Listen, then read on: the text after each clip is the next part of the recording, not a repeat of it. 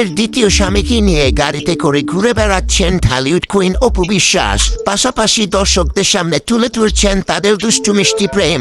এক পর্যায়ে অপুর দ্বিতীয় স্বামী অপুকে জিজ্ঞেস করে, দেশের মাটিতে আমার সাথে ঘুরতে তোমার কেমন লাগছে? উত্তরে অপু বলেন,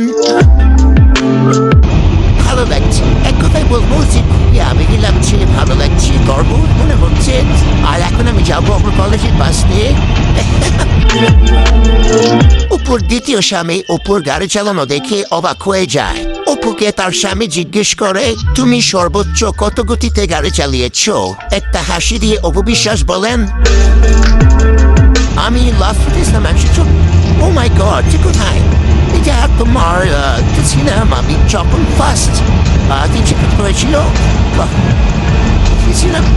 কম টাইম লাগেনি, গাড়ি কাঁপছিল, কিন্তু গাড়ি আসলে স্পিডের সাথে রাস্তার একটা খুব ইয়ে থাকে, ম্যাচ ব্যাপারটা থাকে। সো ওই জায়গা থেকে